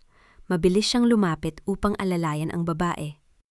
Ang anak ko, bulong ni Winona sa gitna ng matitinding paghinga. Sa loob ng sumunod na ilang oras, ang maliit na klinika ni Dr. Manuel ay naging saksi sa pinakamalaking himala sa buhay ni Winona. Ang bawat tagaktak ng pawis sa kanyang ang mahigpit na pagkakahawak niya sa kamay ni Aling Ising at ang mga panalangin na lumalabas sa kanyang mga labi ay tila isang ritual ng muling pagsilang. Sa labas ng silid, nakasandal si Waldorf sa pader, nakikinig sa bawat hirap na paghinga ni Winona, tila bawat isa ay isang paalala ng kanyang mga pagkukulang. Nang marinig ang unang tunog ng isang malakas na hiyaw, mula sa loob ang mundo ay tila huminto sa pag-ikot. Isang sanggol ang isinilang. Isang bagong simula na walang bahid ng kasinungalingan. Dahan-dahang pumasok si Manuel at lumapit kay Waldorf. Lalaki ang anak nyo, malakas at malusog. Nang payagan siyang sumilip, nakita ni Waldorf si Winona na nakasandal sa mga unan, pagod. Ngunit may isang ningning sa mga mata na hindi mapapantayan ng anumang diamante. Yakap-yakap niya ang isang maliit na sanggol na nakabalot sa isang asul na kumot ang kumot na may disenyong habi ng mga bituin. Hindi lumapit si Waldorf. Nanatili siya sa may pintuan pinagmamasdan ang dalawang buhay na tila abot tanaw niya, ngunit hinding-hindi na niya mahahawakan. Alam niya ang kanyang papel ay natapos na sa pagpirma ng dokumento ng kalayaan. Kinuha ni Winona ang panulat at pinirmahan ang birth certificate ng bata. Ang bawat dulo ng kanyang pirma ay tila isang huling pagputol sa lahat ng tanikala ng nakaraan. Tumingin siya sa kanyang anak at numiti isang ngeti ng wagas na kaligayahan. Mula ngayon ang pangalan mo ay Hope? Bulong ni Winona sa sanggol. Dahil ikaw ang patunay na sa gitna ng pinakamadilim na gabi, laging may bituing nagnaningning. Isang huling sulyap ang ibinigay ni Winona kay Waldorf bago ang lalaki ay dahan-dahang tumalikod at naglakad palayo sa pasilyo ng klinika. Ang tunog ng mga hakbang ni Waldorf na palayo ay tila isang huling nota sa isang malungkot na awit habang ang mahinang pag-ungol ng sanggol ay ang unang nota ng isang bagong simula. God, ang bawat indayog ng kahoy sa loob ng kanyang bagong talyer ay tila isang himig ng tagumpay na sumasabay sa ihip ng preskong hangin. Hindi na ito ang madilim at siksikang dampa sa tondo. Nakatayo na ang habi ni Winona sa isang maaliwalas na bahagi ng lungsod, isang butik na gawa sa puting pader at malalaking bintanang salamin kung saan ang sikat ng araw ay malayang humahap, los sa mga makukulay na telang nakadisplay. Ang bawat hibla ng telaron ay hindi lamang gawa sa sutla o koton. Bawat isa ay may dalang kwento ng isang babaeng tumayo mula sa abo ng pagtataksil. Ang habi ng mga bituin ay naging tanyag hindi dahil sa pangalang Valderrama, kundi dahil sa husay at danggal na nakatago sa bawat tahi ni Winona. Pumasok si Dr. Manuel, bitbit ang isang bungkos ng mga sariwang bulaklak at isang maliit na laruan. Ang kanyang ngiti ay tila isang mainit na kape sa umaga, nagbibigay ng lakas at katiwasayan. Lumapit siya kay Winona na noon ay abala sa pag-aayos ng isang asul na balabal. Mukhang napakabilis ng benta natin ngayong araw, Winona. Ang boses ni Manuel ay puno ng paghanga. Kailangan mo na yata ng dagdag na katulong sa paghahabi. Numiti si Winona, isang ngiting abot hanggang sa kanyang mga mata. Sapat na ang katahimikang ito, Manuel. Masarap magtrabaho kapag alam mong ang bawat sinulid na hinahawakan mo ay sayo at walang sinumang pwedeng kumuha nito mula sa akin. Tinala ni Manuel ang kanyang paningin sa isang maliit na playpen sa sulok ng butik. Doon ang batang si Hope ay mahimbing na natutulog, ang kanyang munting kamay ay nakakuyom habang yakap ang isang maliit na unan na tila ba ang buong mundo ay nasa kanyang panig. Napakatahimik niya. Tila alam niyang ang kanyang ina ay isang reyna sa sarili niyang kaharian. Salamat sa lahat, Manuel. Kung hindi dahil sa'yo, baka nalunod na ako sa baw, mahinang sabi ni Winona habang dahan-dahang itinatabi ang kanyang buhok sa likod ng tenga. Nandito lang ako, Winona. Bilang kaibigan, o higit pa kung kailan ka handa. Sagot ni Manuel, ang kanyang boses ay puno ng respeto at pag-asa. Walang pagmamadali, walang pamimilit, isang pag-ibig na marunong maghintay. Samantala sa kabilang bahagi ng lungsod, ang anino ng nakaraan ay nananatiling nakakulong sa loob ng isang madilim na mansyon. Si Waldorf ay madalas makitang nakaupo sa tabi ng kanyang ina na si Doña Amalia. Ang matanda ay nananatiling paralisado, ang tanging nagagawa ay ang tumitig sa kawalan, habang ang mga luha ay dahan-dahang gumugulong sa kanyang tuyot na pisingi. Naririnig niya ang bawat balita tungkol sa tagumpay ni Winona at ang bawat salita ay tila isang latigo ng karma na humahampas sa kanyang naghihingalong espiritu. Si Celestine naman ay balot na ng limot sa loob ng bilangguan, isang pangalang kailanman ay hindi na muling babanggitin ng may paggalang. Isang hapon habang nagsasara ng butik si Winona, napansin niya ang isang itim na sasakyan na nakaparada sa tapat ng kalsada. Bumaba ang bintana nito at nakita niya ang mukha ni Waldorf. Hindi ito lumapit. Nanatili lamang itong nakatingin sa kanya mula sa malayo, isang tingin na puno ng pangungulila at pagkilala sa kanyang pagkatalo. Huminga ng malalim si Winona. Kinuha niya ang kanyang anak mula sa playpen at dahan-dahang lumabas ng butik. Hindi siya huminto, hindi siya lumingon. Naglakad siya patungo sa dalampasigan ng Manila Bay, kung saan ang langit ay nagpipintana ng kulay kahel at lila. Ang tunog ng mga alon na humahampas sa pampang ay tila isang palakpak ng kalikasan para sa kanyang kalayaan. Tumingin si Winona sa papalubog na araw, yakap-yakap si Hope sa kanyang dibdib. Ang bawat sugat na nakaraan ay naging isang mahalagang bahagi ng kanyang disenyo, isang disenyo ng buhay na mas matatag, mas makulay, at mas maganda kaysa sa anumang pangarap na nawasak. Siya si Winona, at ang kanyang kwento ay hindi natapos sa isang luha. Ito ay nagsisimula pa lamang sa isang wagas na pag-ibig para sa sarili at sa kanyang anak. Ang habi ng kanyang buhay ay kumpleto na, at sa pagkakataong ito ang bawat bituin ay nagniningning para lamang sa kanya. Ang bawat paglubog ng araw sa dalampasigan ng Manila Bay ay tila isang huling tahi sa isang mahaba at makulay na obra maestra. Nakatayo si Winona sa buhang-inan, habang ang hangin ay dahan-dahang naglalaro sa kanyang buhok at sa laylayan ng kanyang asul na damit. Ang langit ay nagpipinta ng mga kulay na tila ba kinuha sa pinakamahusay na hibla ng kanyang mga tahi. Mga kulay ng ginto, lila at malalim na rosas. Sa kanyang tabi, ang munting si Hope ay masayang hinahabol ang bawat bana, yat dadampi ng alon sa kanyang mga paa. Ang kanyang tawa ay tila isang awit ng kaligtasan na pumapawi sa lahat ng pait ng nakaraan. Sa tanong kung napatawad na ba niya ang mga taong sumira sa kanyang mundo, ang sagot ay nananahan sa katahimikan ng kanyang puso. Pinatawad na ni Winona si Waldorf at si Doña Amalia, hindi dahil sa karapat-dapat sila sa kanyang awa, kundi dahil ayaw na niyang bitbitin ang bigat ng galit sa kanyang paglalakad patungo sa bukas. Ang pagpapatawad para sa kanya ay hindi nangangahulugan ng pagbabalik sa dati. Ito ay ang pagputol sa huling tanikala na nag-uugnay sa kanya sa kanilang kasamaan. Malaya na siya hindi dahil nakamit niya ang husti. Siya kundi dahil pinili niyang wag maging bilanggo ng sarili niyang pighati. Ang kapayapaang tinatamasa niya ngayon ay hindi nanggaling sa yaman ng mga Valderrama, kundi sa bawat patak ng pawis at bawat sugat sa kanyang mga kamay habang itinatayo ang kanyang sariling pangalan. Ang habi ni Winona ay naging higit pa sa isang negosyo. Ito ay naging simbolo ng bawat babaeng minaliit, itinapon at sinaktan, ngunit piniling bumangon at maghabi ng sariling korona. Ang kanyang danggal ay hindi na kailanman nakasalalay sa isang apelido, kundi sa bawat tapat na tibok ng kanyang puso bilang isang ina at bilang isang malayang babae. Lumingon si Winona nang maramdaman niya ang pamilyar na presensya ni Dr. Manuel na naglalakad patungo sa kanila. Walang mga magarbo at mabulaklak na salita, tanging isang tapat na tingin na nagpaparamdam na sa mundong ito may mga taong handang magmahal nang walang hinihintay na kapalit.